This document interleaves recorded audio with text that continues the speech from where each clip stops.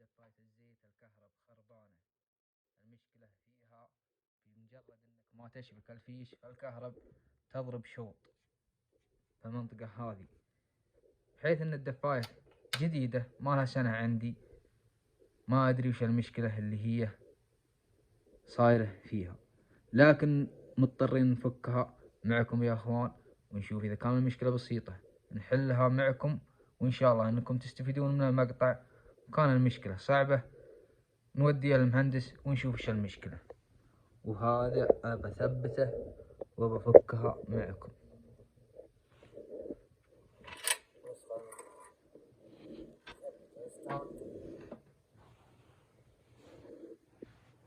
ونفكها. طريقة فكها هنا سكرو تفكه، مفتاح مربع تفكه، وهنا خاوي تسحبها تحت تطلع معك بكل بساطة.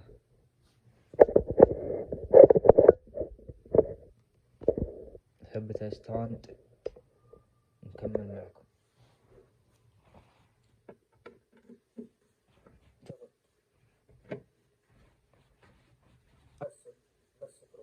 المفتاح هذا راح تطلع معك،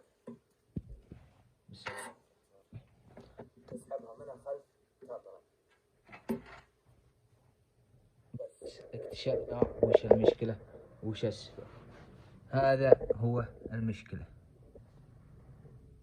السلك هذا الله يصلحه الولد، والحمد لله انها جت على هذه ولا ضرته.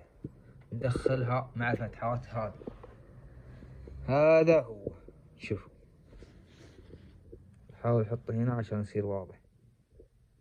قاعد يلمس في الاسلاك، مجرد انك تشبكها يضرب كهرب، وهذا هو الضرر اللي حاصل منها. لكن الحمد لله على كل حال، وراح الحين نجربها نطبقها ونجربها، وان شاء الله انها تشتغل باذن الله، انها تشتغل. اذا شغلتها وهي مايلة ما راح تشتغل، هذا يعتبر امان، بحيث انها اذا مالت يميل هذا ويفصل الكهرب كله ما راح تشتغل. لكن نبى نطبقها مثل ما كانت، لازم هذا يصير بشكل مستقيم، ونطبقها ونشبك ونشوف اذا اشتغلت ان شاء الله انها تشتغل باذن الله، وان مشكلتها بسيطة. لكن انتظروا يا اخوان، خلونا بس نطبقها ونكمل ونشوف شو المشكلة.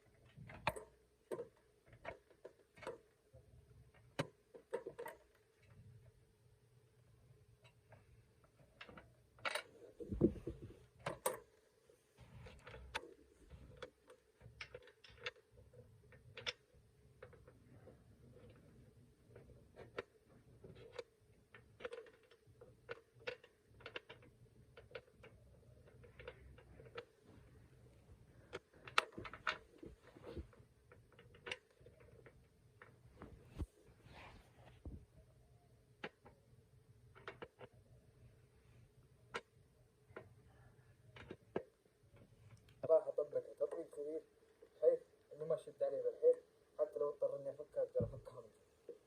لكن انتظروا يا اخوان نشبك ان شاء الله انها باذن الله لحد تشتغل.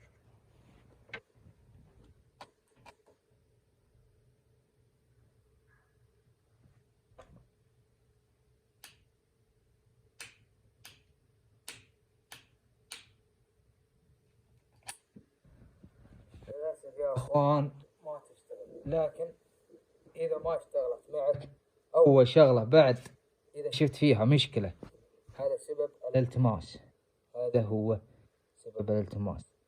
يلتمس هنا ويلمس السلك الثاني ويسبب التماس للكهرب. إذا سبب التماس فيها طريقة أمان بحيث إنها تفصل، ما عاد يصلها كهرب. وش اللي يفصل؟ الفيوز.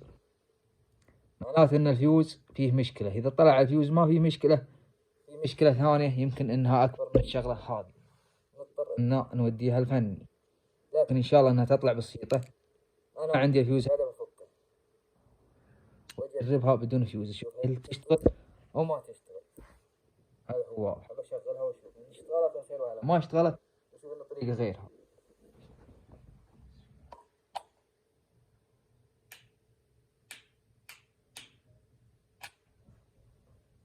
للأسف يا أخوان ما تشتغل، لكن عندي المكنسة هنا حقت الكهرباء راح أسحب فيوز منها. هذه السلك حق مكنسة الكهرباء فيها فيوز هنا، راح أفكه وأخذه وأستخدمه وأشوف وأجرب هل هي تشتغل ولا لا. لكن إن شاء الله إنها تطلع بسيطة بإذن الله.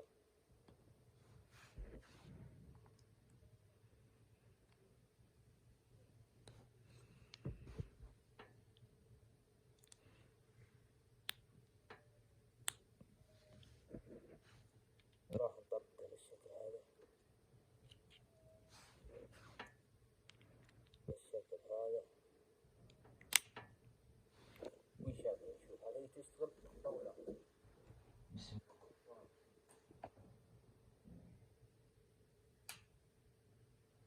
مثل ما تلاحظون يا أخوان اشتغلت والحمد لله. طلعت الشغلة بسيطة ولا يحتاج انك تروح الفني او تعب نفسك. وفر جهدك وكل الشغلة بسيطة. مثل ما تلاحظون هذا سلك المكنسة سحبت منها الفيوز. للحين يا رب لك الحمد فيوز واحد تلقاه عند المحلات يمكن ب5 ريال او اقل او اكثر، وراح اركبه لها. وان شاء الله انكم استفدتوا من المقطع، ولا تنسونا من دعواتكم ودعمكم، والله يوفقنا ويوفقكم. بعض الشغلات بسيطة مجرد انك تفكها الحمد لله ان الله ستر على الورع انها ما كانت شغالة يوم كان يحط الحاجات اللي هي سواء المفتاح او السلك، بحيث انه لو دخلها خطير انها تلتمس فيه، لكن الحمد لله كانت طافية وهو كان يلعب ودخلها هنا. وجو الاهل يبون يشغلونها وصار هنا التماس، بحيث ان هذا السلك يلتمس مع سلك ثاني. واضح لكم يلتمس سلك على سلك ثاني يوصل الكهرب ويضرب شغل. المشكلة جدا بسيطة والحمد لله على كل حال. ولا تنسونا من دعمكم ودعواتكم، والله يوفقنا ويوفقكم. وانتظرونا إذا صار في شغل أو شيء فيه فائدة إنه ولكم إن شاء الله أننا راح ننزله للفائدة للجميع.